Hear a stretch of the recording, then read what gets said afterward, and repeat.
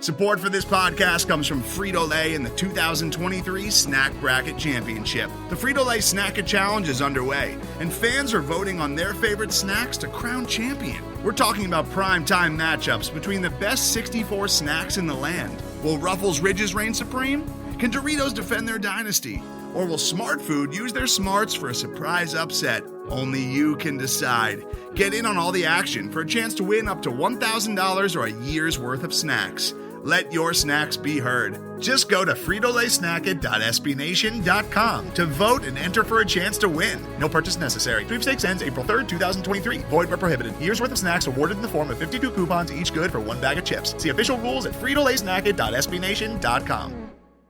The Black and Gold Banneret Podcast is brought to you by the Sam Unger Real Estate Team, part of La Rosa Realty, proudly serving Orange, Seminole, and Lake counties. Call Sam at 407-790-9957 or visit samsellsorlando.net.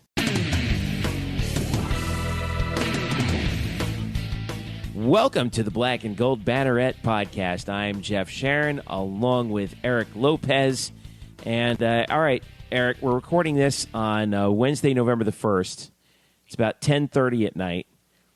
Houston's leading the Dodgers 5-0 in Game 7 of the World Series. No. Do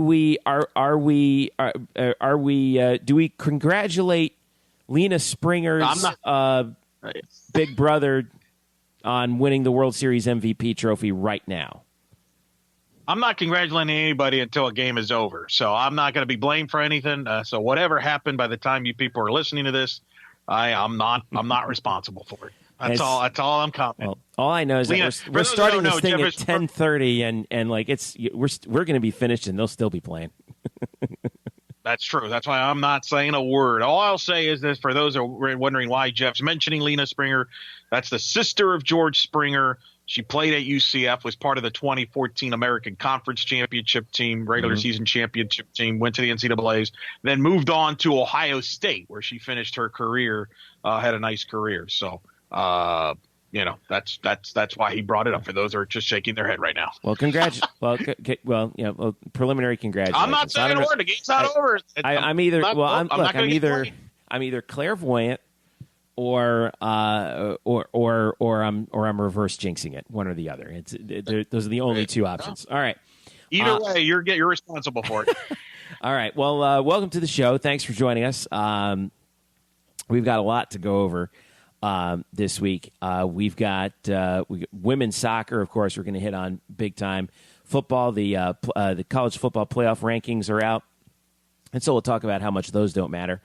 We also got some men's soccer heading into their season finale. We got some volleyball as well. Lots to go over. So, once again, make sure you hit us up at blackandgoldbanneret.com. Follow us on Facebook and also on Twitter. Our handle on Twitter is UCF_Banneret.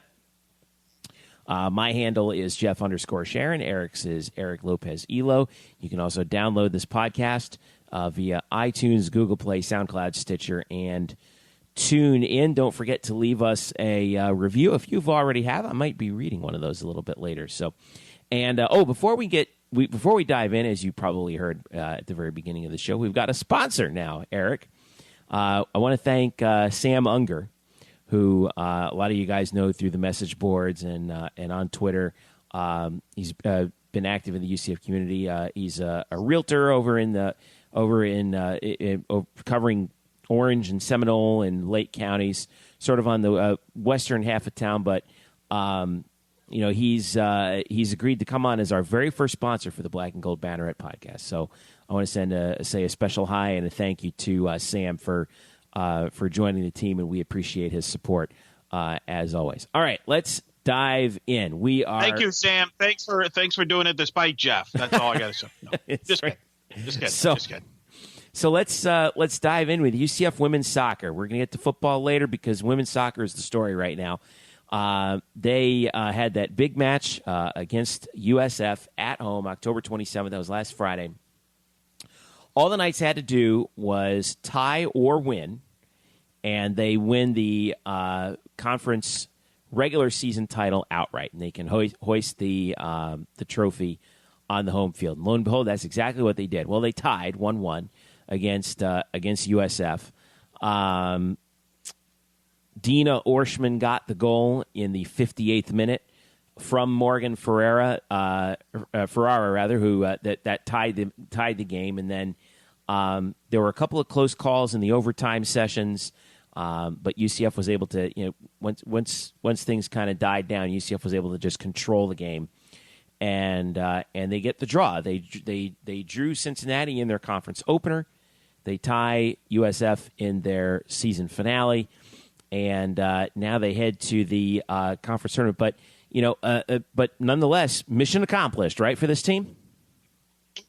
Yeah, I mean, that was a nerve-wracking match. USF got the goal with 10 seconds left in the first half. They got awarded a penalty kick in the goal when a foul was called inside the box, and they delivered on the penalty kick. So it was some nervous times at that point. That was an incredible night, by the way, because from a sports fan, UCF sports fan, because as we'll get into later, that was the night UCF was hosting USF, and then across the next door, you had volleyball hosting number 21 Wichita State, which was one of the most incredible, dramatic matches of volleyball I've ever seen, which we'll get into later. But the point is, I'm going back and forth on this. Right. Well, you were running around campus for that entire evening. I did. You were checking out softball for a little bit?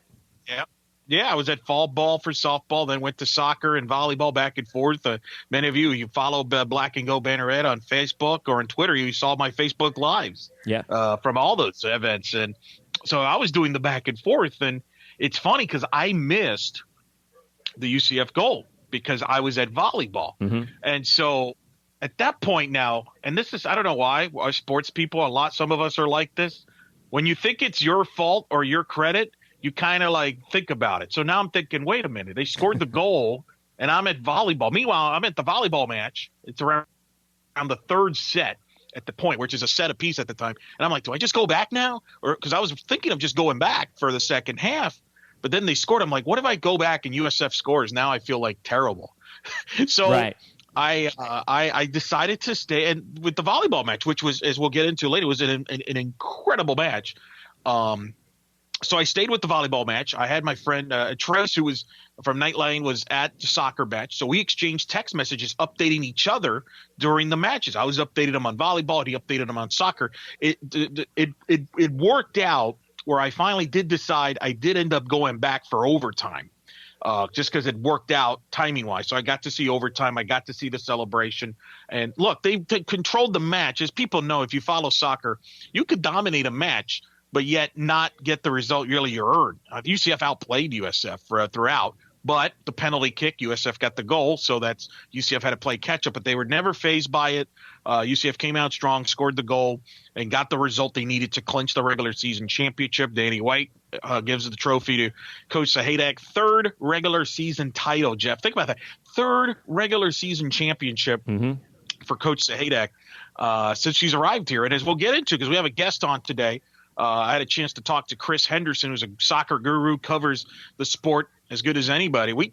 This was significant, Jeff, because you remember this, when Tiffany was hired, there was a lot of scrutiny on that because, she's following Amanda Cromwell, who's is a Hall of Fame coach, and she went to UCLA.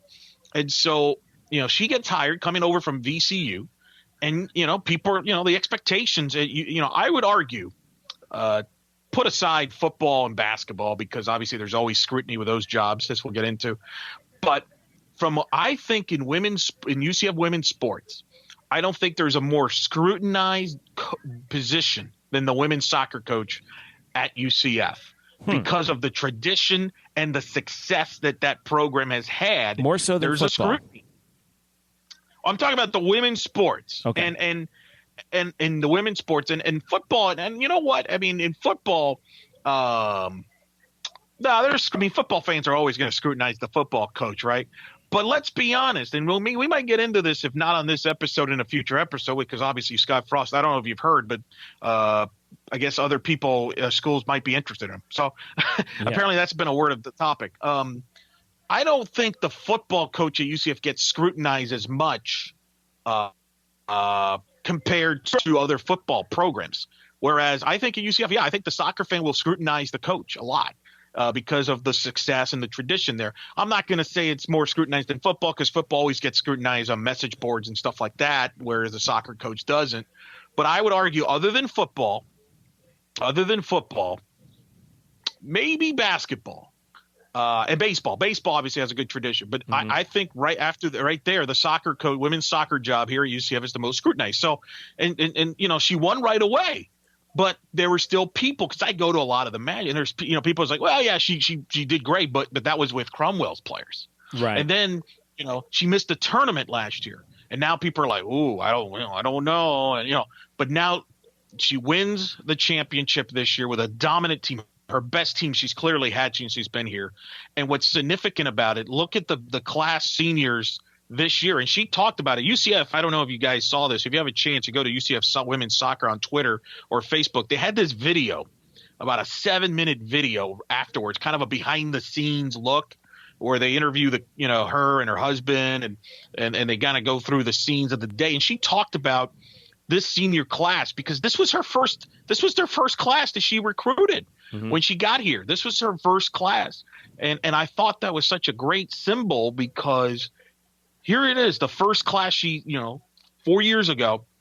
Now it's seniors, and they're going to leave as one of the best teams in the history of the sport, which I think now cements her. She's here at UCF. I can't imagine anybody. She's proven now that she can recruit, she can coach, she can win with other, Coach Cromwell's players, and she can win with her own players. That's why I think that's the significance of this accomplishment, not only to win the regular season title, but having the year that they've had up until this point. Now, obviously, the scrutiny will, there will be pressure and all that when they get to postseason, I'm sure, but as we'll get into. But I think if you're a UCF women's soccer fan, you feel really, really, really good now, perfect about the program and where it's headed and all that thing.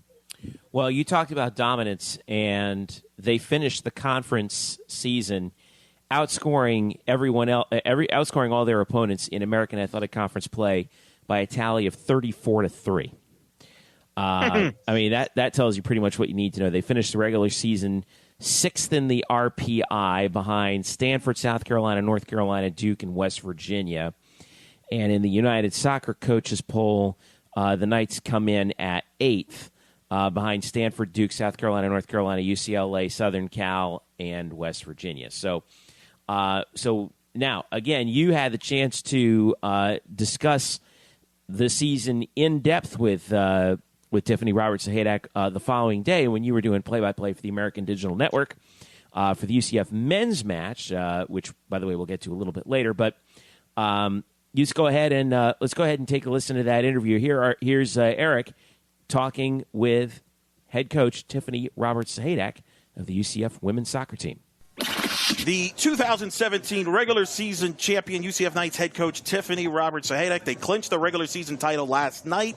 Third regular season title in the American for you, Coach. Congratulations. Thank you so much. It was an exciting night. Probably a little bit more exciting than I wanted it to be, but we got the job done. So. Dramatic, a 1-1 draw against a great USF team. You earned the regular season title. You're going to get to host this championship starting on Wednesday. You won't have to play on Friday. Kind of now you've had some hours to think about it. What's your thoughts here as you get prepared for the softball championship of this incredible year so far? Well, actually, today I gave the girls the day off. I mean, I think we all needed it. I think I needed it myself. Tim and I needed a family day. So we're taking the day off. We're going to recover. Tomorrow's going to be a really light session again because this time of the season is just about really like taking care of some of those details and getting some reps. But then other than that, it's like how can we stay healthy and fresh? So that's really our thought going into Friday. And then we'll see what happens with our opponent. So we can't do a lot of scouting yet just because we want to watch that game, Memphis-UConn, on Wednesday, and then we'll go from there.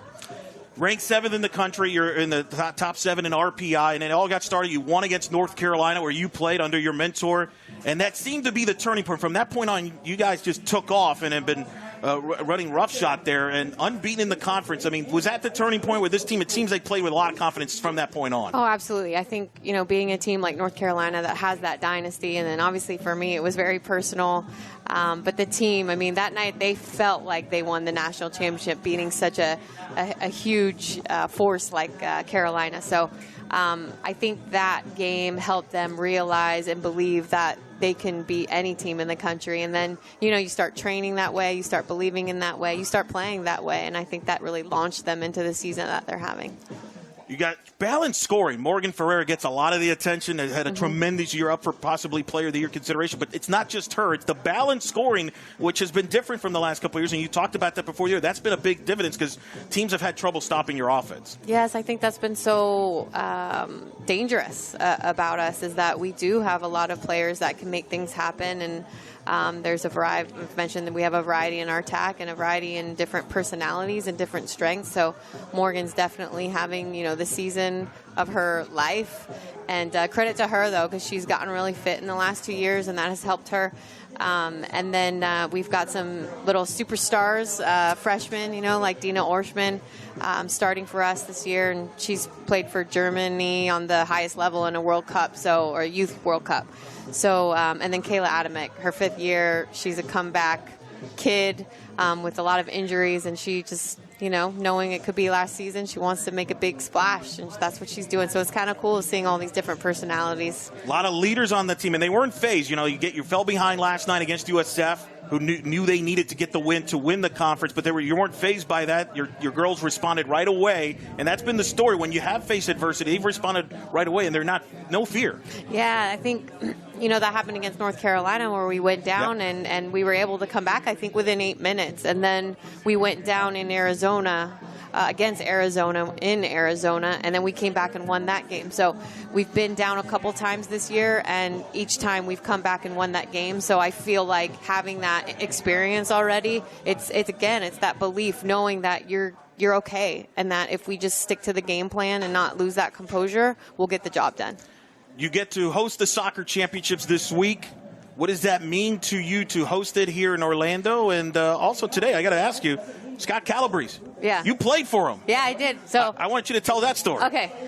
Scotty, was an assistant coach on my WUSA team for the Carolina Courage. We won a championship with him as an assistant, and what a wonderful leader he is. This men's team's really lucky to have such a high caliber coach like Scotty. So we love collaborating. Our staffs really work well together, and there's a lot of camaraderie between both programs. So it's pretty cool. That's great to hear. You get to host the soccer championships this week, Coach. Congratulations on the regular season title. Good luck this week, and hopefully for a lengthy postseason run for you. Thank you. Let's keep it rolling. Thanks again to Tiff, Coach Tiff there. That was at halftime of the American Digital Network broadcast. I got a chance to call the UCF men's soccer match against Temple on Saturday. And did you listen? I mean, obviously she talked about Coach Calabrese there, and we'll talk about him later on. But you heard about her talking about her players and the seniors that she had on the team and the leaders, and then the turning point. That was the North Carolina match that you and I were at, Jeff. That was the turning point. And it was ironic because they were behind North Carolina in that match, like they were against USF. Yeah. And she mentioned that. It was ironic. It was similar, but they responded, tied it up, and eventually won it in double overtime. And that was the takeoff. That team knew that they can beat anybody from that point on. That was the signature moment. And they have taken advantage of that. They've run with it, and they win the regular season title. As you heard her, though, I mean, they're still obviously they got work to do here. They're going to host the conference championship again. They're going to be the 1 seed, and they'll play Friday night. And but it's just I'm really happy for her. I mean, I've gotten a chance to talk to her and known her. You've got a chance to know her as well. Yeah, awesome, genuine person. Like I mean, you just happy. Can't just root for her as a person. The whole family's tremendous. Loves her job. Loves coaching these correct. players. I mean, and that seems so cliche. Like what coach wouldn't really love? I mean, she absolutely loves it. She does.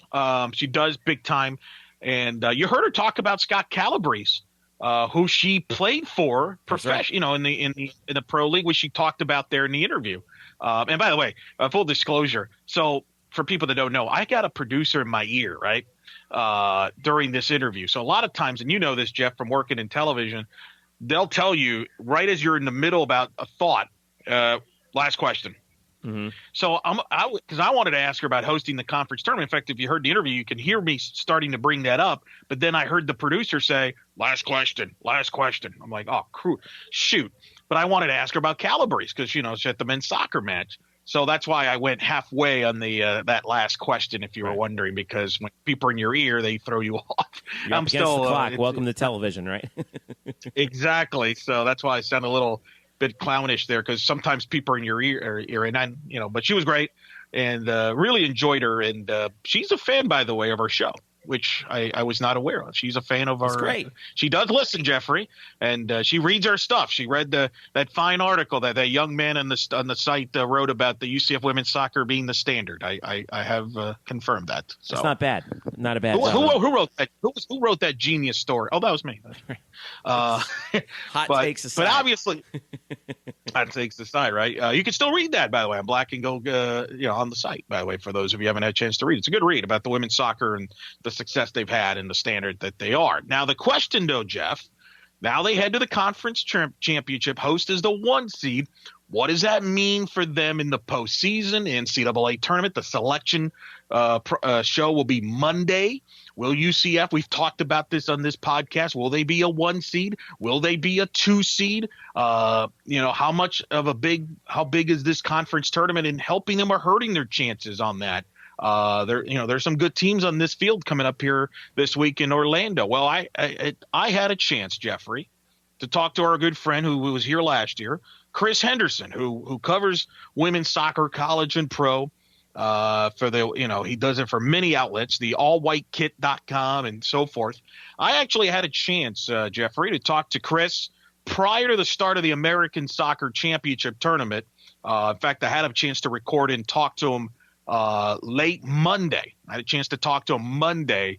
So as you listen to this interview, there's some things he talks about that obviously happened in other tournaments on that weekend. That's what I referred to. So it's Monday. But here's a chance, my interview with Chris Henderson. We dive into a lot of interesting topics here. Where does UCF stand as far as the NCAA tournament is concerned and the seeding they might get? Who will UCF might possibly get to play here in Orlando during the NCAA tournament? Who is the biggest threat to UCF in the conference tournament that's going on this week? Those are some of the topics we hit up. We also talk about Amanda Cromwell. Could we have a Cromwell UCLA-UCF matchup? That and much more. But I do open talking to Chris about the season for UCF and his thoughts on this team and how good they are and the job that Coach Sahaydak has done. Here's my interview with Chris Henderson. Chris, welcome to the show, and let's first talk, before we get into what the future might be for the UCF women's soccer team, give me your thoughts about this team and Coach Sahaydak coming into the season and your thoughts how the season's played out.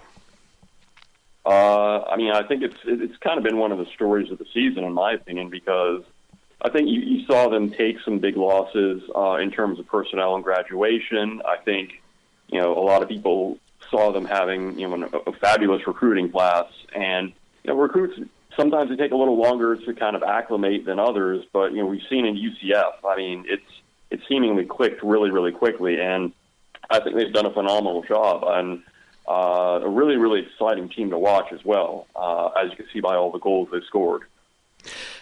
Coach Sahaydak, obviously there was always pressure when she took the job at UCF. She was following Amanda Cromwell. I'm sure there was people out there that wondered how she would do. Last season they missed the NCAA tournament. They were a preseason 6th pick in the conference. Does this kind of maybe quiet the critics, if there were any critics out there about Coach Sahaydak and the UCF program, and could she be in the mix maybe among the coaches of the year running?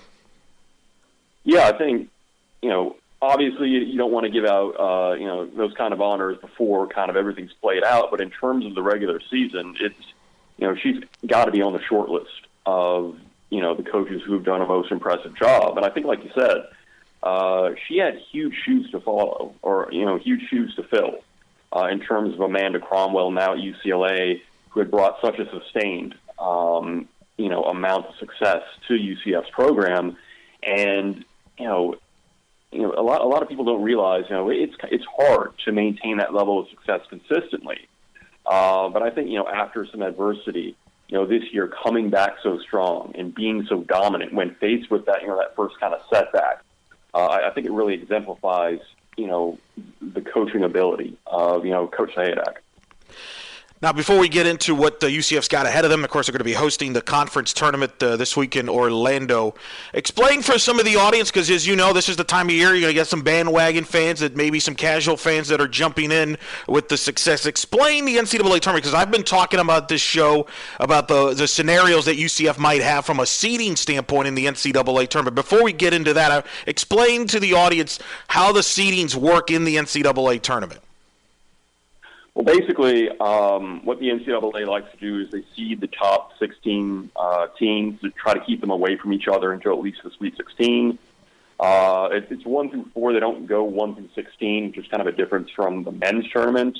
But basically, you as a program want one of those top 2 seeds, basically to be one of the top 8 teams in the country, because not only does that keep you away, from the number 1 seed until the Elite 8 if you're a number 2 seed, but it also means that, if you're able to host it as a program, you're able to host the first round, the second round, and the third round, and then if you get a number 1 seed, you're able to host the 4th round, the Elite 8. So it's a huge advantage to be in that top 2 seeds, and basically, that's kind of really what UCF is playing for, at the AAC tournament this week. As of right now, prior to the tournament, where do you have UCF as a seed? Because people don't know, Chris obviously breaks down the seeds and he does his projections. Where do you have UCF seeded, and can that be helped or going if they win the conference championship? Yeah, I think they're a solid number 2 seed right now. I think from where I last looked at, and I haven't kind of looked at, after yesterday's games, but I think they stand out really with their resume above a lot of the other number 2 seed contenders. I think their win against North Carolina early in the season, really, really boosted their credentials. A win over Arizona. Obviously, Arizona's done really, really well in league season, so that really helps their cause. And they've been pretty dominant in league play. Unbeaten in league play. Draws at Cincinnati against South Florida probably aren't going to hurt that bad. I think the one thing that might hurt them in their quest for number 1 is that there's not really that standout other team in terms of the RPI, in terms of the AAC. So when you're talking about someone like North Carolina, well, yeah, they've got chances to beat other teams, kind of in the RPI top 10 or RPI top 15. So that kind of hurts UCF a little bit. But I think, they're in a position where if they take care of business this week, I think they're a pretty good bet for a number 2 seed. Who do you have right now as the 1 seeds that maybe UCF fans can look at? And is there any way that they can sneak into a 1 seed? Do they need somebody to fall in one of these conference tournaments to move up, or you think they're going to be pretty much locked into a 2? Well, I think, from my perspective, the clear number 1s right now are South Carolina, Duke, and Stanford. I think, the number one that I think, a lot of people would kind of look at and say they'd probably be the most vulnerable would be North Carolina. I think for no other reason than the fact that the other 3 teams on that number 1 line are conference champions in terms of the regular season. But North Carolina's also got a pretty strong resume, and I think them dropping off that top line maybe would have depended on them losing yesterday to Florida State. But I think, in terms of UCF potentially going up to a number 1 seed, I think the problem they have is that I think Texas A&M is probably a little bit ahead of them in terms of how I kind of rank the teams right now. Obviously, that could change if Texas A&M gets upset tomorrow in the SEC tournament quarterfinals. But I do think UCF does face kind of an uphill climb to get a number 1 seed. So a 2 seed would get them to host up until the quarterfinals. The quarterfinals, they would have to probably they'll have to travel, assuming that the 1 seed makes it through to that wherever bracket they're in, correct? And then it's significant because the College Cup this year is in Orlando, and that's what's kind of unique about this is that UCF could play themselves in a position where they don't have to take a flight, depending on how things turn out. Yeah, and it can't really be understated it really cannot be overestimated how big of an advantage that would be for UCF because, it's a long season and it's a grueling grind. And, to be able to stay at home potentially for a College Cup would be a huge advantage for them. Especially if you're dealing with a team, like Stanford or UCLA, if they make it. I mean, that's a cross-country flight. So, that's another kind of, big incentive for UCF. Let's talk about maybe a potential opponents for UCF in the NCAA tournament they're quite familiar with their history, and that's a potential Florida and Florida State. Florida State has an 18 RPI, last checked. Florida 19 range around there. Are those two teams, where are they going to be possibly seated, and could one of those teams be put in the bracket where they come to Orlando potentially for that second to third round weekend and play UCF?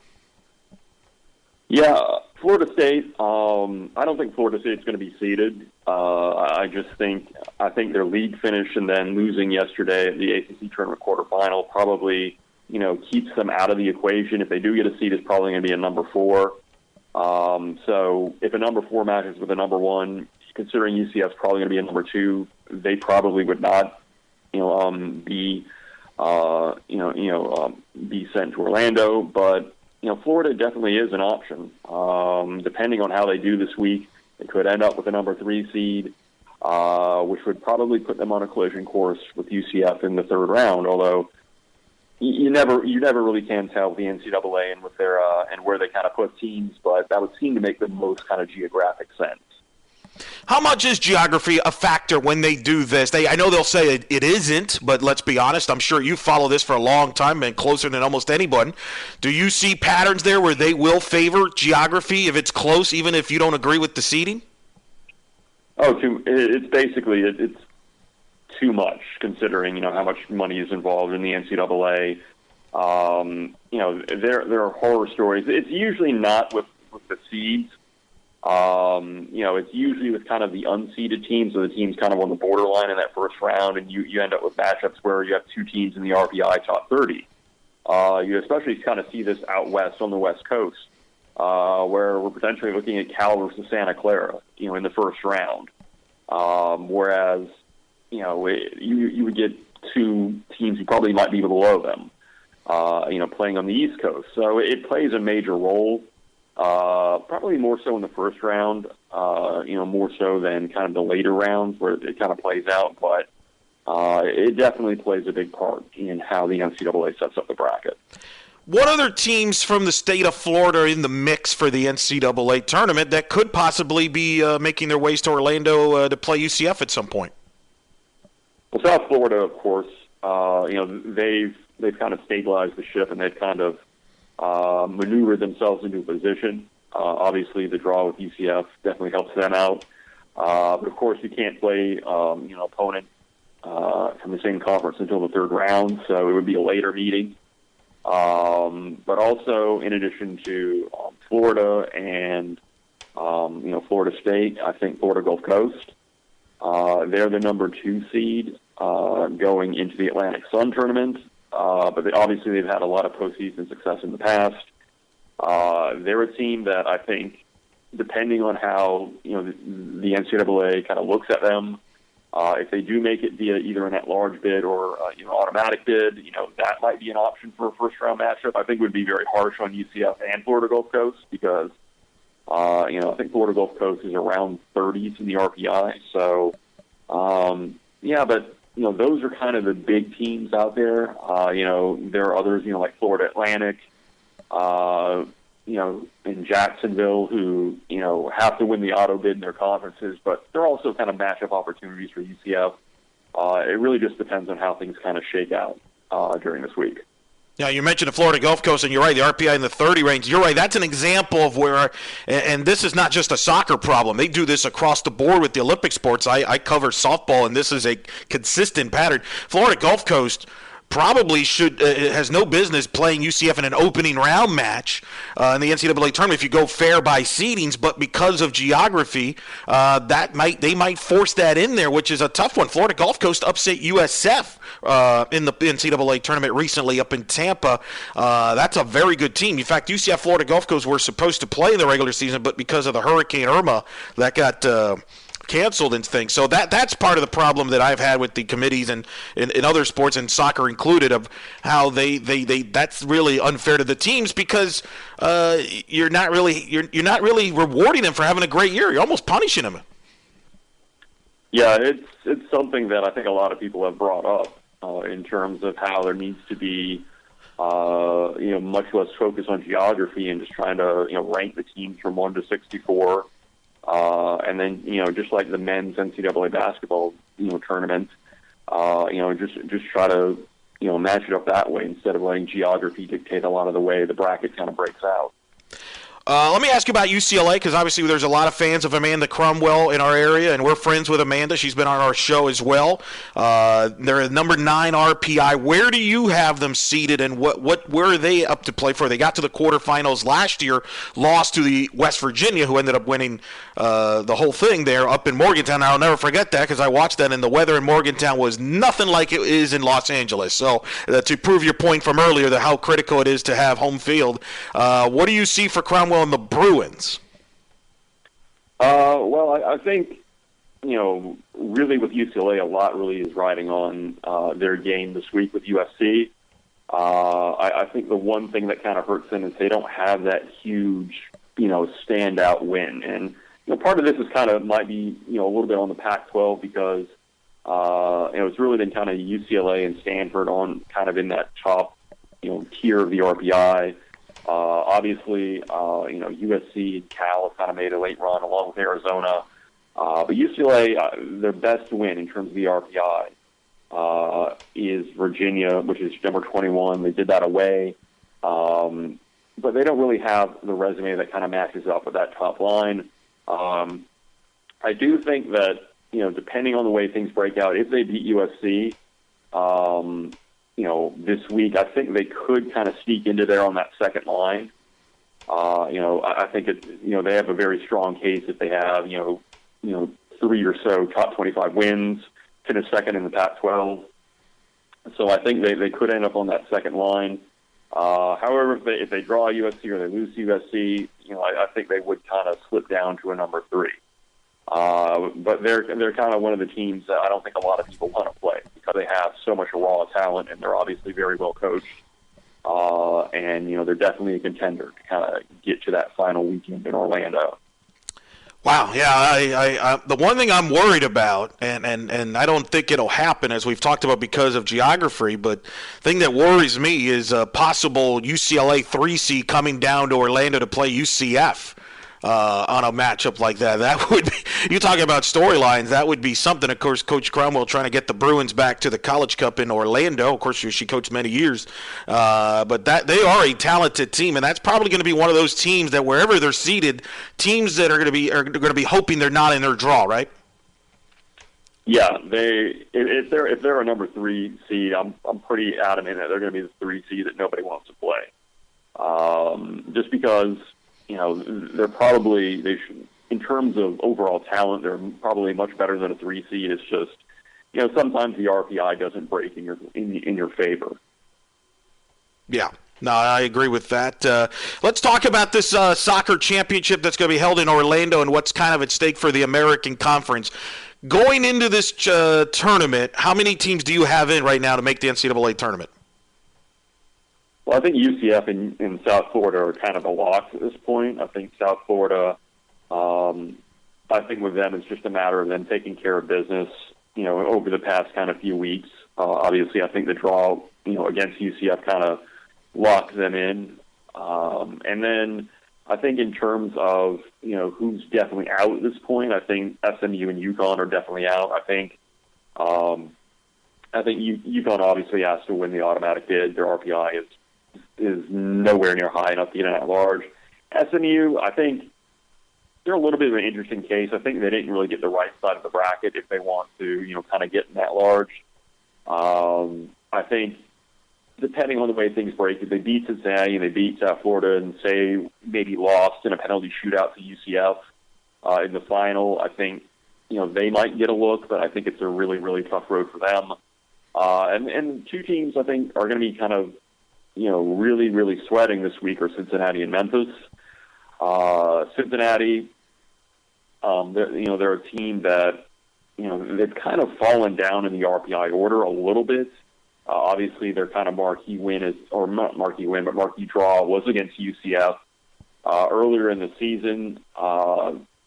the problem with them is that they only have kind of one RPI top 25 win against South Florida. They have another win at Northwestern, probably rooting for Northwestern this upcoming week in the Big Ten tournament. I would say, they're probably in at this point. At the same time, though, if they lose to SMU on Wednesday, it could get a little dicey. I think Memphis is in a little bit tougher position, just because they really don't have that kind of standout result. Their best result is at Rice, which is, ranked number 30 in the RPI. But, if you compare it to some other teams on the bubble, like your Wake Forest or, like Minnesota, I'm not really sure Memphis's kind of resume stacks up. I think if they lose to UConn on Wednesday, they're in big trouble. But, they might need a result against UCF, in the semifinal if they advance that far. So, they're kind of the team, in my opinion, that has the most on the line this weekend. Would you rather be Memphis that's on the side of UCF and maybe get a chance to play UCF to improve your resume, even though it's a tougher draw, or would you rather be a team like Cincinnati that's in a draw that's not with UCF? I probably like to be Memphis, just considering Memphis' situation. The thing is, too, if you lose to UCF, it's probably not going to hurt your RPI that much because UCF is so highly ranked. So they're not going to kind of drop that much. Beating UCF or USF, it would help, but I'm not sure it would help, a ton. So I think there's less, risk with the UCF matchup, even though, the loss to UConn would kind of be disastrous. At the end of the day, who do you expect to see there on Sunday? Will we see a rematch between UCF and USF in the championship game, or do you think we might see an upset there? Well, I think UCF is, in the way I kind of ranked it, kind of the metrics I've ranked, I think UCF is clearly the best team, or was the best team in the regular season in, the American. But it's kind of interesting because I have, Cincinnati and SMU, I both have them ranked a little bit higher than South Florida in the metrics that I kind of looked at in league play. So, playing an extra game is tough, but I think, I kind of like Cincinnati. They have got a lot of depth. I think there's a little bit of pressure on them to kind of get a result or two. And I think they always play USF really difficultly. So I think when everything's kind of said and done, I think the final matchup on Sunday is going to be UCF and Cincinnati. Where does the American Conference rank compared to the other conferences in soccer, in women's soccer? Well, I'd probably put it, around the fifth or sixth, best conference. I think, I think the top part of the league with UCF and South Florida and Cincinnati, I think they can compete with a lot of teams from power conferences. They've definitely shown that in the regular season and non-conference play. I think where the league kind of suffers a bit is kind of the bottom half of the conference. With your Tulsas and your East Carolinas, who just not have been able to compete, consistently over the years. So I think that's kind of holding the AAC back a little bit. But I also think, it's kind of a numbers thing too. The AAC only has 10 members, where you have, these huge conferences like the SEC, the Big Ten having 14. So I think, that kind of hurts the depth of the league a little bit. But I think, somewhere in that 5 to 7 range is where I would kind of put the league right now. It's the best time of year for all women's soccer fans. It's tremendous. It should be great. The conference tournament's going on and regular season coming down, and then the NCAA selection show comes out on next Monday, and then of course the NCAA tournament gets going, and no one's better at covering it than our guest Chris Henderson. Chris, tell the audience where they can find your work, because I know a lot of people are going to be interested here as we get closer to Selection Monday, where their favorite teams are going to be at. Yeah, it's www.allwhitekit.com. For my web stuff, I'm going to be posting some bracketology and, some bubble updates. Also, my Twitter account is @Chris, CHRIS _AWK. and I've got plenty of content, and that's usually the place for the quickest updates. But catch me on either of those. Always a pleasure to have you on. This has become like a tradition with us, big women's soccer fans that we are. And obviously you cover also, by the way, worth noting for Orlando Pride fans, you cover the Women's Professional Soccer League as well. It is very in-depth. So for those fans as well, as they carry matches here, very worth noting about that as well. So, Chris, always a pleasure, and enjoy this week. I know it's going to be a busy, stressful week, so I appreciate you taking the time from their busy schedule, and have fun with us. Yeah, no problem. Thanks for having me on. All right, thanks again to Chris for spending some time with us and breaking things down, and we do have some scores to report to you to that effect. The first round of the American Athletic Conference Women's Soccer Championship was today, Wednesday, November the 1st. In the 6-3 game, SMU, the 6th seed, defeated Cincinnati 1-0. So that's an upset. SMU moves on. Big upset. Yeah, and big upset. But if you heard Chris mentioned it. He thought SMU could be a sleeper in this tournament, could get to the final, and maybe play themselves into the NCAA tournament. Whereas Cincinnati, as we talked about, they've been slumping down the stretch. That loss might have knocked Cincinnati out of the NCAA tournament. We'll that's see. Tough. They played us tough in that conference opener. At the Remember 0-0 draw. That nothing draw. So that's a tough that's a tough deck of cards for Cincinnati. In the 4-5 game, now, oh, by the way, SMU will play the 2 seed, which is USF, on Friday, November the 3rd at 4:30. Then in the 4-5 game, Memphis knocks off UConn 3-1. So Memphis, the 4 seed, will play UCF, 7 p.m. Boy, these two teams once again, Friday, November the 3rd, at the UCF Track and Soccer Complex. Again, 4:30 SMU, USF, 7 o'clock Memphis, UCF. Those semifinals will be on the American Digital Network on Friday. The championship will be televised on ESPN News, 2 p.m. on Sunday, November the 5th. So there you go. UCF faces Memphis one more time. Earlier this season, the Knights threw up 5 on Memphis, 5-0. That was back on October 1st in their lone previous meeting earlier this season. So, and that was also at home. So Memphis would like, I'm sure, nothing more than to exact some revenge on UCF there. Meanwhile, UCF wants to take care of business and do what they're supposed to do and get to the championship game on Sunday. So again, that's all on the American Digital Network, and you can follow American_WSOC, American_WSOC for all the latest with that. So we'll be keeping an eye on UCF as they go through in the women's soccer tournament. So your thoughts real quick, Eric, on facing Memphis. Longtime rivals, as we know, going back to Conference USA. In fact, I remember, I'll never forget the 2009 Conference USA Championship game. UCF hosted Memphis, 1-2. Memphis got a controversial goal late in that second half to win the championship. I've never seen Coach Cromwell so angry than she was in that postgame on that day. That's what comes to mind. Memphis is playing much better than they did when that aforementioned loss to UCF. Obviously, though, Memphis will only have 1 day of rest, where UCF's had a full week of rest. So that's, that'll be an advantage to UCF. But it's always, those two are longtime rivals. And look, as I talked to Chris about, it's a big match for Memphis. If Memphis can get the result against UCF there, that might be enough to get them into the NCAA tournament. So they're going to be motivated for that. And so UCF certainly got to be ready for that. Should be a good one. I intend on being out there and looking forward to it. All right, so we'll be keeping an eye on that one as well.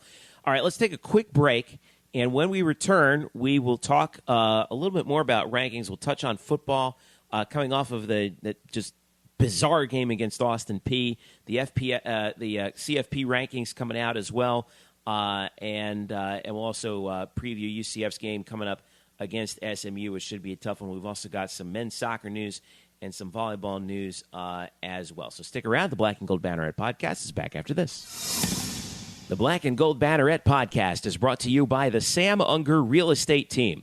Sam and his team proudly serve Orange, Seminole, and Lake counties, specializing in buying, selling, and new construction as part of La Rosa Realty. Sam is a proud UCF graduate, class of 2006, and he's such a dedicated Knight fan that right now, fellow Knight fans, if you work with him as your realtor, he will donate a portion of his commission to the UCF Football Excellence Fund in your name. The real estate market in Orlando has been on the move for some time now, so if you're ready to buy a new home or sell your current home, Sam's got you covered so you can find the right home at the right price in the right location.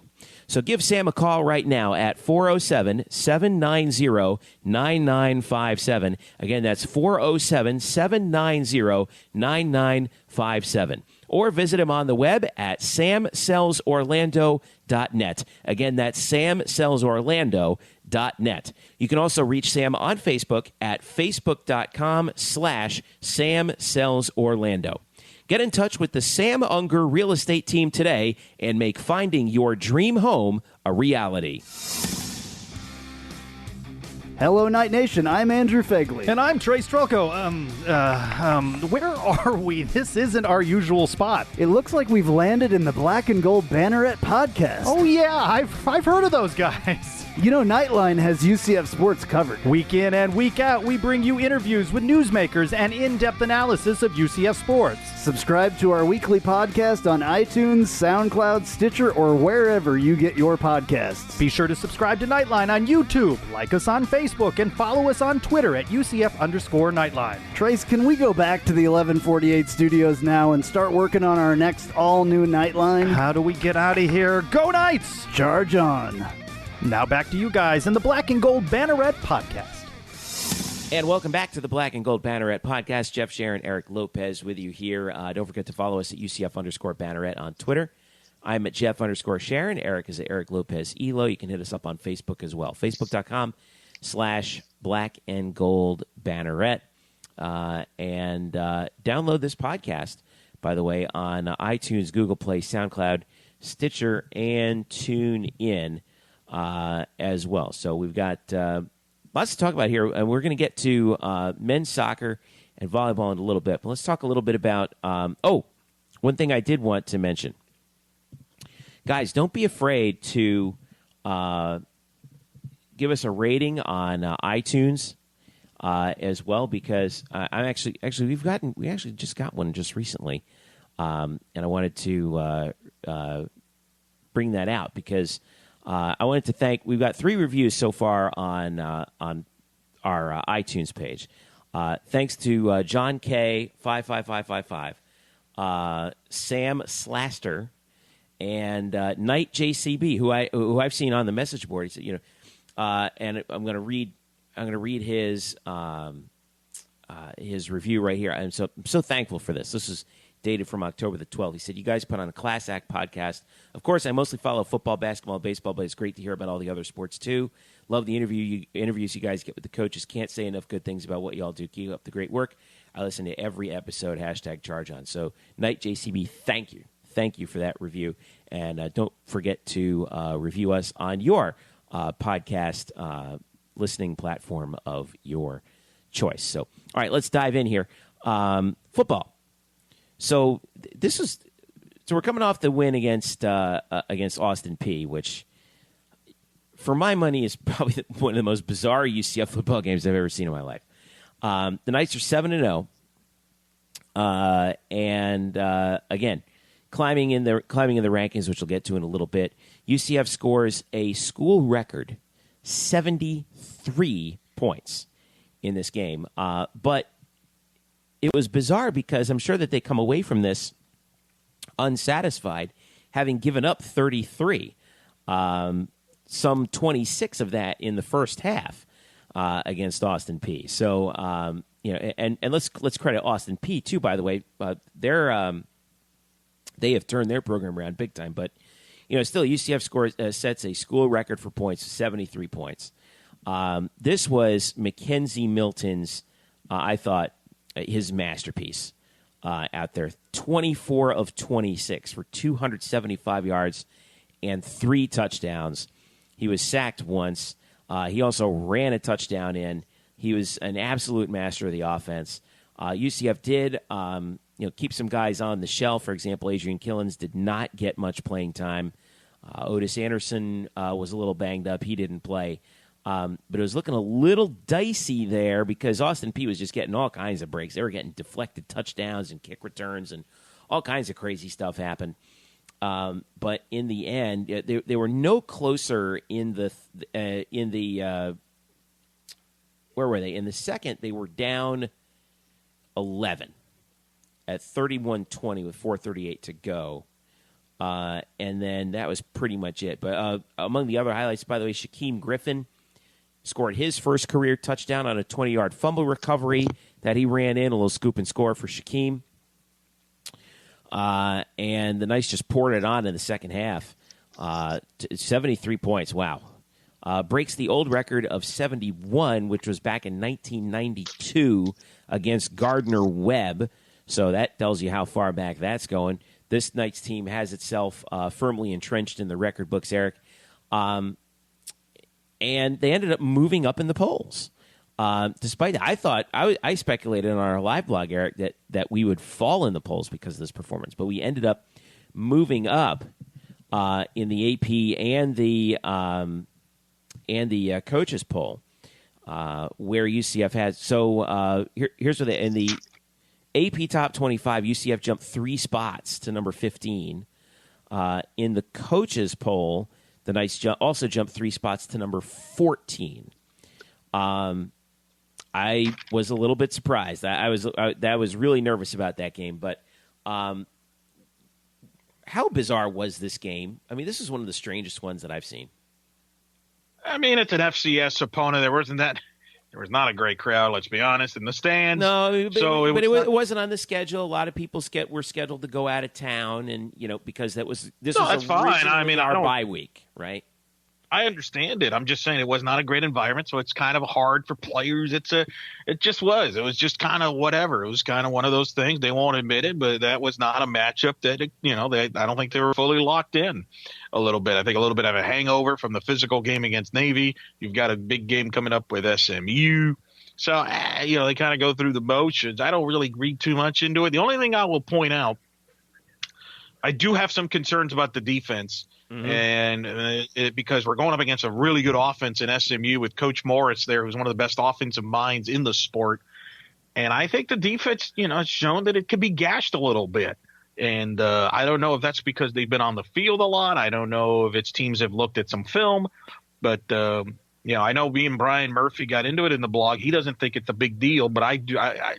They gave up they got gashed by Austin Peay. They did not tackle well in that entire game. No. I mean, most of the points that they gave up were just due to, I think, lack of focus and just bad tackling, especially in the first couple scoring drives that Austin Peay had. Now, my thought on it was, yes, those are problems, but I'd rather they pop up in this game against Austin Peay when you score 73 points against an FCS team than next week against SMU or, God forbid, against USF. All right? And B, the issues are correctable. So now it's just a matter of correcting them, right? We'll see. We're going to find out against SMU. That's my point. We're going to find out. Was it just a blimp like Brian Murphy suggests? Is it fixable like you suggest? Or is it a trend that start developing? We're going to find out because SMU is a very good offensive team. They're playing very good football. They don't have much on defense, but they can score. And this is the thing. When you get into shootouts sometimes, now you're putting a lot of pressure on your offense to be perfect, and a turnover here, a penalty there. Next thing you know, you're trailing. So that's the thing I'm very curious about is how this defense comes out at SMU. If they play very well, then you and Brian will be right. But if they struggle against SMU, then I think there'll be some concerns because I think this is a tricky game going to Dallas against SMU. It's going to be a night game. I've already seen where their president at SMU, I think, or people over there have said that, hey, if we can beat them, we storm the field type of thing. So they're going to be geared up for this game. Student body president said that. Is that what it was? Yeah. Thank you. So they're going to be geared up, and I'll be curious to see how UCF responds to that. I think this is a tricky game going on. And I'll be curious to see how the defense comes out against SMU's offense. Is this trickier than the Navy game? It's different because Navy was tricky because of the scheme they ran. You don't see that scheme often. The SMU one's interesting because you do see a lot of the spread offense, so there is no stranger to that. So that's why I'm interested to see if they play well or not. You know, the Navy game, you can't. Yeah, you gave up some yards rushing, but that was a scheme thing that you don't see often. If you get gashed by SMU, that's an offense you normally see. So, yeah, I mean, I think SMU still has a chance to win the Western Division, by the way. So they got a lot to play for. I mean, the way the West is looking right now, it's going to be Memphis or SMU, and SMU needs to win this game to have a shot to stay in it. So we'll see. Yeah. I mean, I think SMU by the end of and I could be proven wrong, we'll find out, but I would not be surprised. I think SMU actually will end up being better than Navy this year. Whether they're better than Memphis or not, I don't know that yet. I tend to think no, but UCF hosted Memphis. They got to go to SMU. Now, SMU doesn't have a huge crowd, but again, they're going to be geared up for this game. And if UCF digs themselves a hole and face some adversity, it could be an interesting battle. Before you sneeze at SMU, let's not forget that UCF is right now 5th in the country in total offense. SMU's 9th. Both of these teams come in averaging over 500 yards a game. They're 14th in the country. The Mustangs are in passing offense, averaging about 320 a game. They're also 43rd in rushing at 187, so not that bad. Yep. And they score 41.5 a game. Their problem is on defense. They are the number 100th ranked defense in terms of total defense in the country. Whereas, by the way, in case you were wondering, UCF in total defense, 33rd. So there's a marked difference there. They are really bad against the pass, SMU is. They're giving up 278 a game. That's 121st in the country. That's where their weakness is. Right. But let's keep this in mind. A lot of this stuff is dictated by schedules, too. Yeah. One of SMU's losses was at TCU. Mm-hmm. They're pretty good, aren't they? Top 10 team in the country. Yeah, 56-36 at TCU. And, they hung around for a while, and it just kind of got away from them in the second half. Do you have the other loss that they had? The other loss was at Houston, 35-22. And that was pretty good team off 2 games ago. A Houston team that just knocked off USF, by the way. They do give up some points. They've given up 34 to Tulsa. They gave up 28 at Cincinnati. Obviously, the 35 to Houston. They gave up 28 to UConn. Obviously, the 56 to TCU. Yeah. They even gave up 32 points to North Texas, despite beating them 54-32. So. Oh, there's no question. I mean, I expect a lot of points. I don't know if you have the over/under. I know UCF was about a 13-point favorite. I'd be curious more about what the over is. The over-under is, because I might take some of that action. But something to keep in mind about the UCF defense, they played very well against Memphis, right? Mm-hmm. Outside of Memphis, okay, Navy's different because they run the ball a lot. It's a unique offense. But really, other than Memphis, this is probably the best offense they've seen to this point. It's not like UCF's defense, like Maryland was a broken team. I think they were on their backup quarterback who got hurt, and they went to their third-string quarterback. Yeah. East Carolina's not anything great. Cincinnati, my point is, yes, UCF's better and should be better on paper on defense and should be the difference against SMU. But this will be a challenge for this defense, and you've seen their, defensively. You mentioned the tackling issues. It's some broken coverage from time to time. They will be challenged here. They will be challenged, and I'll be very curious how they respond. Now, look, if they play very well and dominate like they did against Memphis, then, hey, we're back to, all is good. But if they don't, then I think there's pause for concern. Now, that concern may not be all the way until the championship game of the conference, maybe the USF game. Who knows? But still, I'm fascinated to see how this defense comes out against this good offense at SMU and a coach that I respect in Coach Morris, who knows everything about offense going back to Clemson days. Yeah. Well, the spread is UCF minus 14 right now. It actually opened at 14. Some, depending on where you look, it's at 14.5. But the over-under right now is at 75. And by the way, this is according to OddsShark, 83% of the money is on the over. So that'll give you a kind of an idea. I know, by the way, 64% of the bets are in favor of UCF minus the 14 points. So that should give you something to look at right there. The Knights this year, by the way, obviously 5-1-1 against the spread, but But yeah, I'm very reluctant to sleep on this SMU team. I think that this is going to be a very tough challenge. And we may end up looking at this being like, that was the biggest challenge, even bigger challenge than Navy, because, again, this is on the road. This is a team that believes that they can make their season with this win. If they do it, things are sort of trying. It's one of those games where if you're not careful, things are going to align in their favor. And keep in mind, a pretty healthy SMU team. Navy, when UCF played them, they were banged they up. had some injuries in the backfield, and then the quarterback, got hurt during that game. So this could be a track meet. Obviously, UCF has been started fast offensively. They're going to have to do that. If they can jump on SMU early, that'll help things. But if they don't, if we're in a back and forth shootout, I tend that could come down to down the wire here. So I'm very interested to see. The good news is the number has gone up, which tells me that some of the smart money is going on UCF. But I don't feel comfortable either way with that number. I may tend to go with the over myself. Well, we do know that the game will be televised. Where did we see it was going to be on TV? ESPN2. ESPN2. Okay, yeah, that's right. 7:15. ESPN prime time, 7:15 p.m. on ESPN2 on Saturday. All right, but speaking of ESPN, let's talk about the. You knew this was coming. Let's talk about the college football playoff rankings, which just came out, and the reaction. Considerable social media traffic that was generated by this, especially on your feed there, Eric Lopez. The Knights, despite being ranked 15th in the Associated Press Top 25 and 14th in the coaches poll, have come in at number 18, according to the CFP rankings, which are put together by the playoff committee.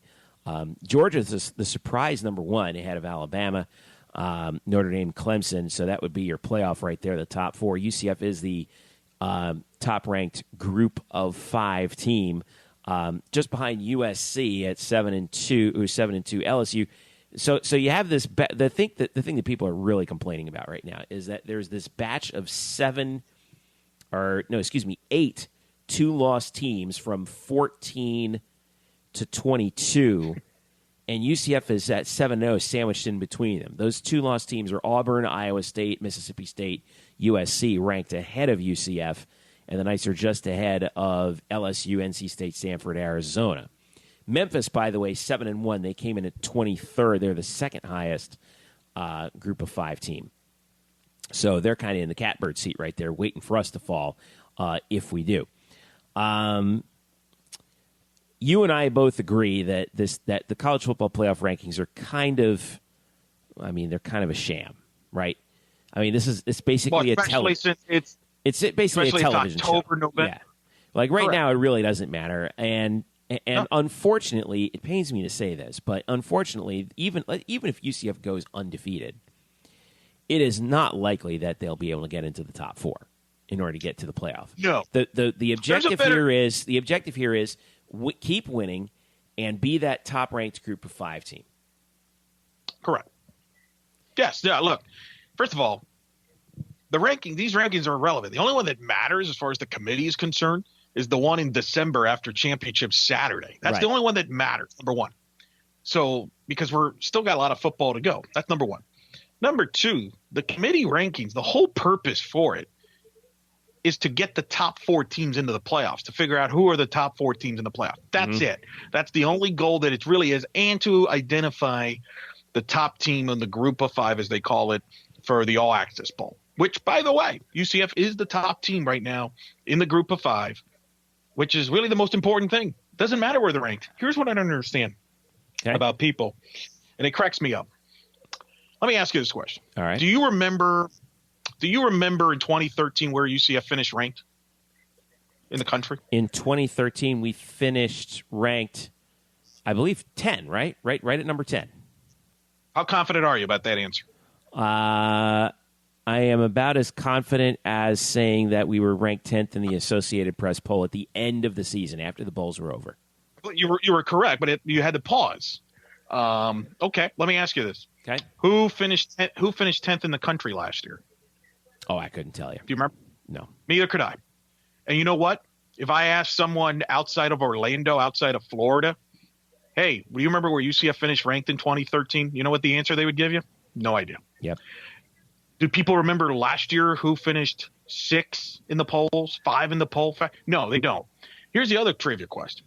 You know, at this time in 2013, in the this was back in the BCS days. Oh my God! You know Many where UCF moons was ago. ranked?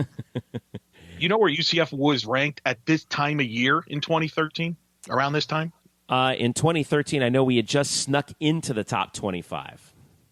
Exactly, because they had just beaten Louisville and all that stuff. Right. My point is, it doesn't matter. Like, it's pointless. Nobody cares. Like, sometimes college football fans make them care, but they really don't care. It generates fan but here's my interest question. and in some cases television ratings and social What I media don't understand is traffic. what I don't understand, for all the people that get outraged, oh, we should be this blank ranked. Let's say you think UCF should be ranked 10th right now. Okay. Mm-hmm. Okay. What is that? What's the difference? Does that change the UCF's path this season? Are they going to go to a different bowl because of that? Do they have any better of a chance to make the playoffs? No. It doesn't matter if they're 10th or 18th. It really doesn't.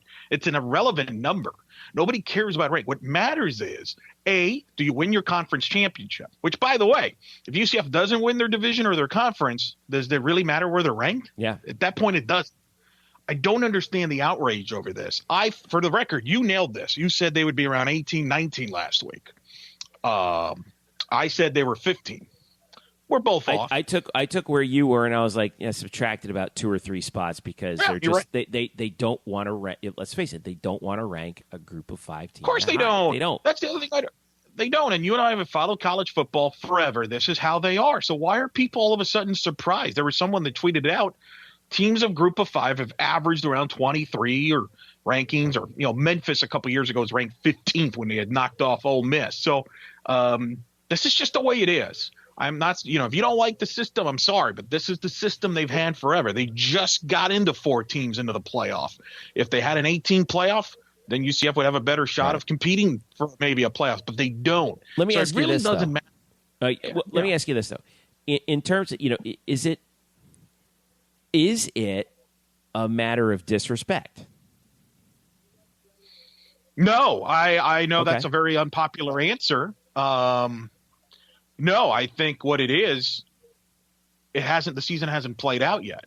See, here's the thing people don't get. For example, you mentioned Iowa State.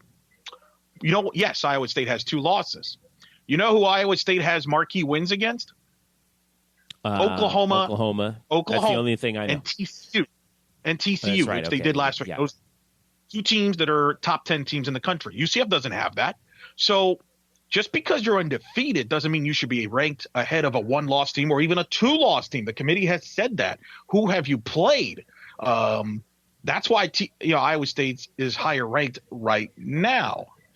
The difference is I think Iowa State will lose again. So I think it's going to play itself out where UCF will eventually jump them. They will jump Mississippi State because Mississippi State's got to play Alabama. So my point is, if UCF just keeps winning and controls what it can do, okay, follow do me your on this. job. I know it's that's all you got to do. If you win, do your job. Teams in front of you will lose, and you'll probably end up close to the top 10 by December. So it'll work itself out. I don't understand why people are outraged on November the 1st. It doesn't matter. What matters is this team has to be, and I'm telling you, if Coach Frost would tell you the same thing, worry about SMU, worry about Connecticut, worry about the other games. Yeah. By the way, bowl projections, the consensus across all the media outlets that do these bowl projections have us going to the Peach Bowl, which would be New Year's Day, January the 1st. In Atlanta. The opponents that I've seen have ranged from Oklahoma, according to Jerry Palm of CBS Sports, to Penn State, according to Sports Illustrated, to let's see, where's that? According to Wisconsin, according to USA Today. And by the way, Wisconsin and Oklahoma, according to the 2 guys at ESPN as well. By the way, Wisconsin got punished. They're ranked 9th because they didn't play a tough schedule either. It's Miami's 10th because they feel they haven't played anybody. But here's the difference. Those teams, they're on the power conferences, and they're big brands. That's the way the sport works. If you don't like it, I'm sorry. It's kind of like I kind of laugh, and I know it's dangerous to go political term. It's like the people that complain about the Electoral College after the fact. Right. It's like, where have you been? Every election, everybody knows that the president is decided by the Electoral College. It's not like this just snuck up on people. Right. It's the same thing with the system. You know how the system works, so make it work for you. You may not agree, exactly. But that's how it works. So the important thing is UCF has to this is the big thing. UCF controls its own destiny to get to the biggest bowl game they can get, which isn't that what you're playing for? Isn't that the goal at the beginning of the year? I would much rather have it that way. I think, like you said, I would much rather have UCF be able to control their own destiny than not. So it just comes down to just win the games. Win the games. That's all it comes down to. And my advice to the people that are complaining, quit bitching and go to the stadium for a change. How about that? Yeah.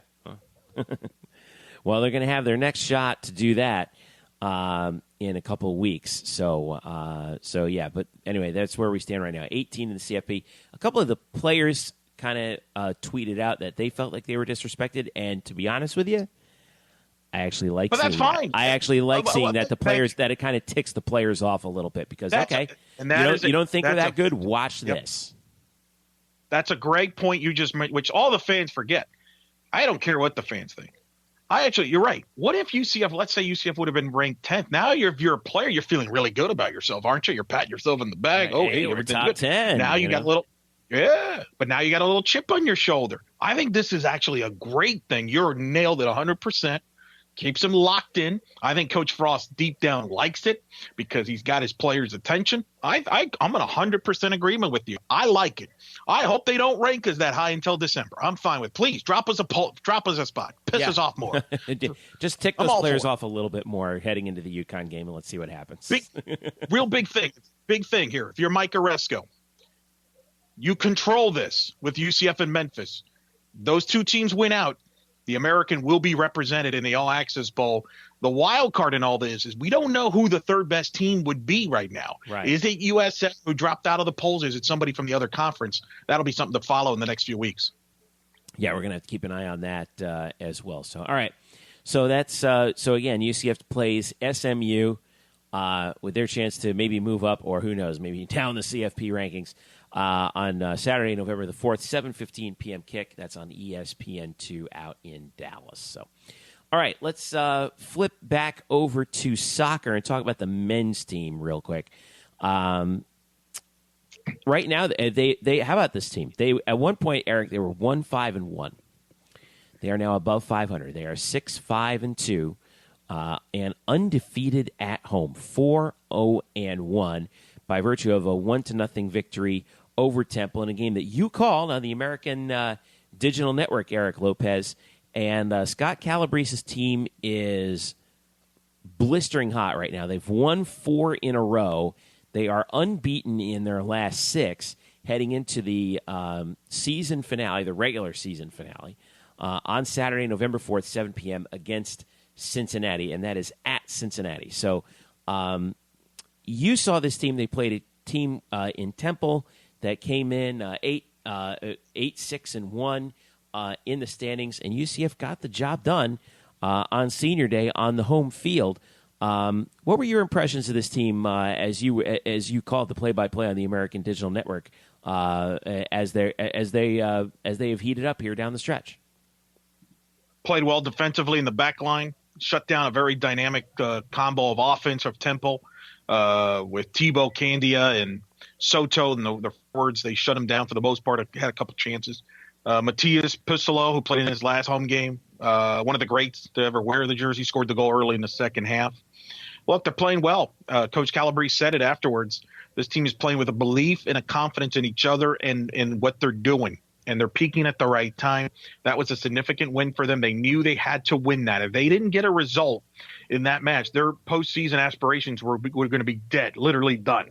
Now, by winning that match, all they need to do is go into Cincinnati. Granted, it's on the road, but Cincinnati is a team that's in last place. And if UCF wins that game, they're into the conference tournament. Yes. They're in the conference championship. Who knows what seed they could get, depending on other results. But if they win, they're in, and they got to feel good. They've beaten UConn, and they've beaten, obviously, they were right there with USF. That match went into double overtime. They lost to SMU, who's ranked in the top 12 in the country. They were within one goal of them, so they feel pretty good. If they can get into that conference tournament, they're more than capable of winning that.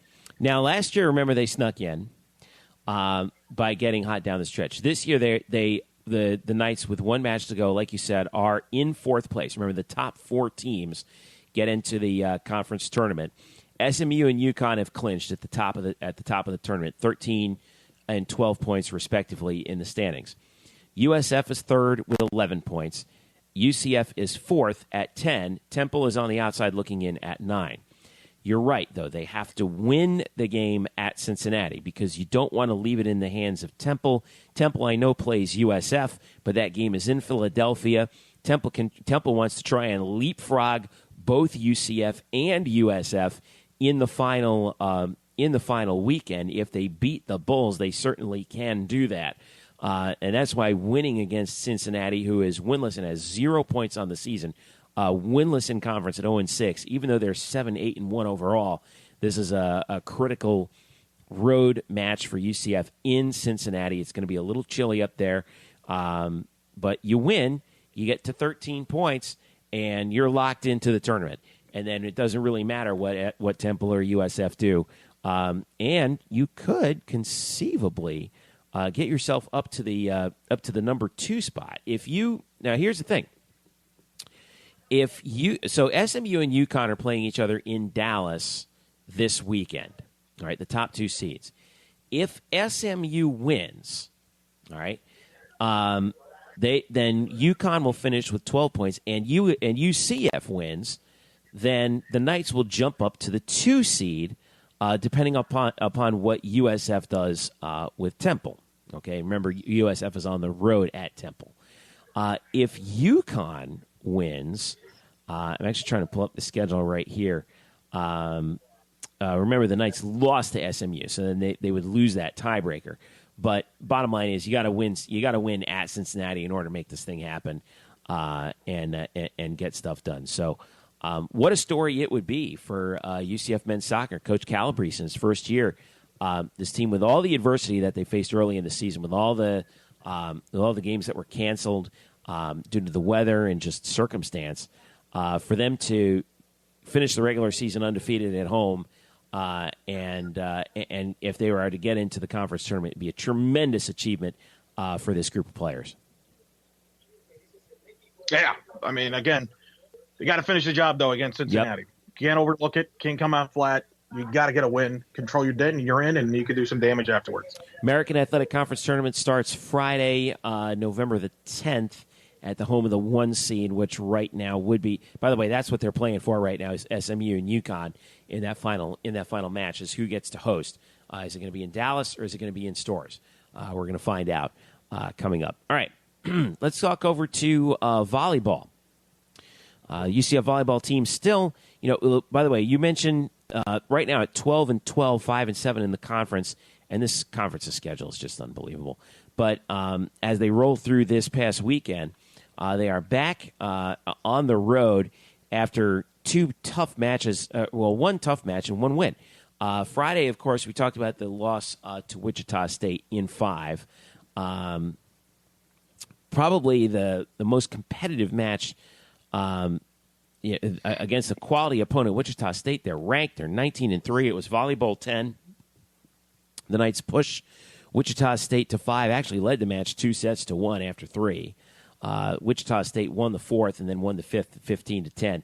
But UCF really played well in this match. Just came up a little bit short against a team that's a little that let's face it, they're the class of the conference right now.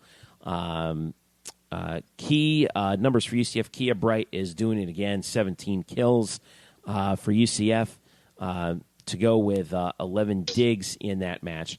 But UCF comes up short against Wichita. Okay, so you could think to yourself, oh, wow, well, what happens now? Well, 2 days later, they play against Memphis, get a win, get the sweep. take care of business on Sunday, just like Coach Dagenet always says. They win 3-0 over the Tigers on the home floor once again. Memphis, by the way, 1-11 in the American, not having a very good season. But Kia Bright with 18 kills to lead UCF. Christina Fisher had 8.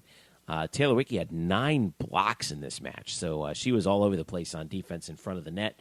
And also Jordan Pingle chimed in with 18 digs. Kia Bright also had 13 digs of her own to go with, like you said, the 18 kills, and that's where UCF stands right now. So the schedule looks like this upcoming. They are on the road at Cincinnati and then at East Carolina on Friday and Sunday, respectively. So you can keep an eye on those matches on UCFnights.com before they come back for November 10th and November 12th, which is the Tulane and Houston matches, respectively, coming in for that. So remember, they play you play everybody twice, home and away in volleyball. So there's a lot of matches still to go.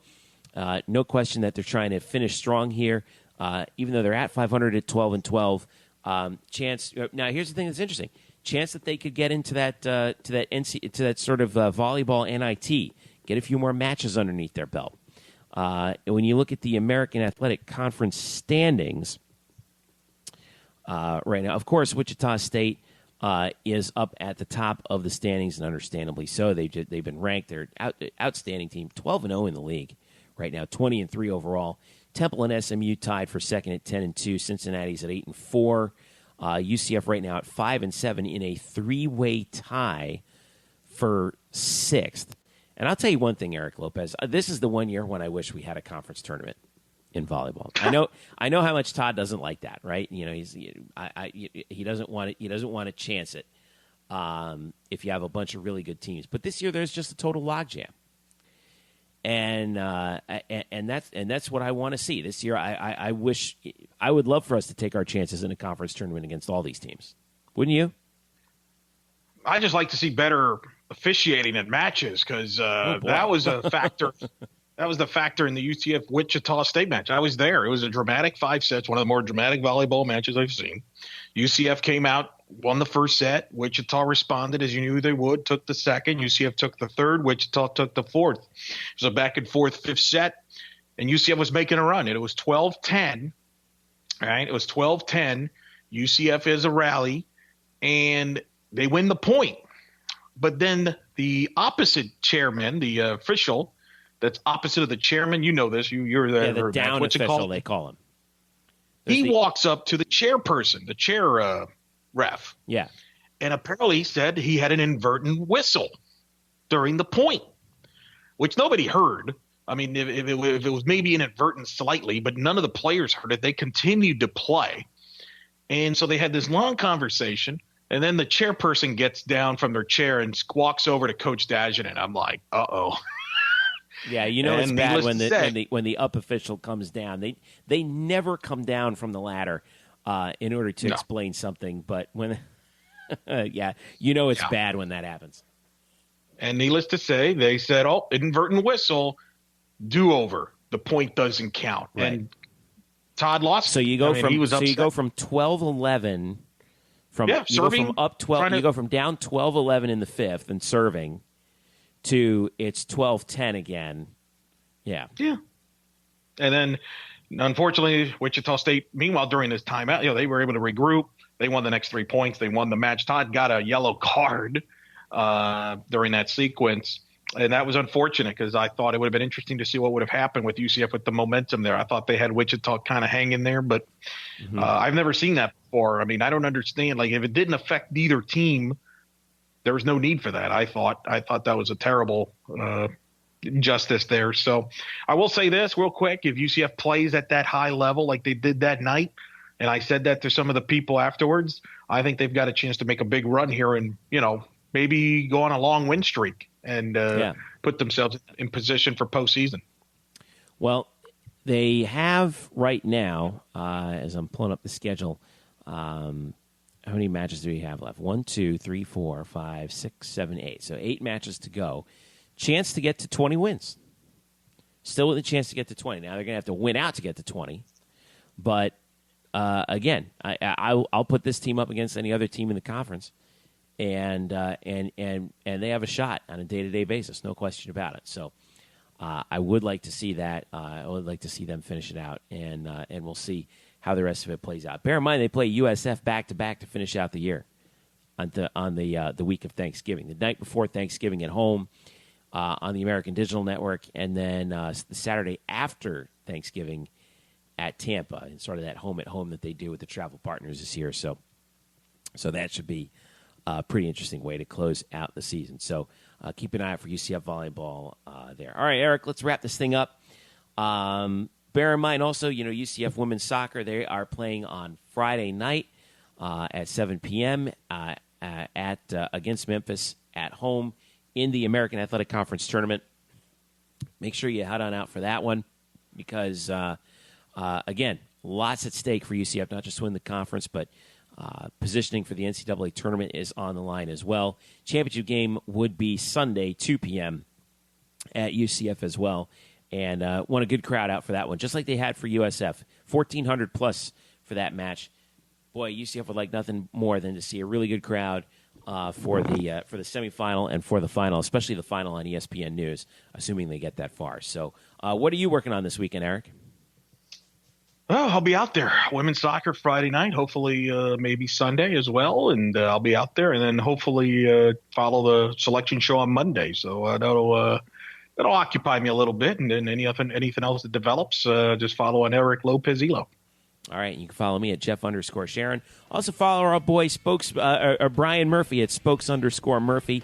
He's going to have his cram session previews for UCF football coming up with a big game against SMU. We will have our live blog once again following that game as well in primetime, 7:15 p.m. On Saturday as well. Don't forget to follow us on Facebook at facebook.com/Black and Gold Banneret, and log on to Black and Gold Banneret for all your latest UCF news and analysis as well. Follow us.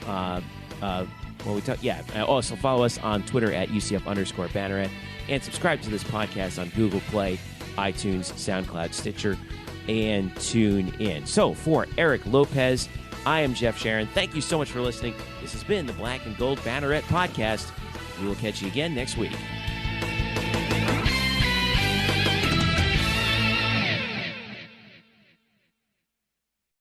Today's episode is brought to you by Cars.com.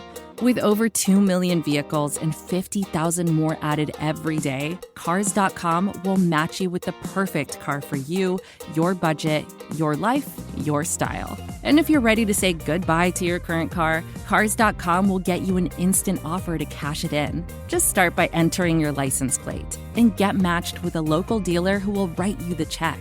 So whether you're looking to buy or sell, just go to Cars.com. It's magical.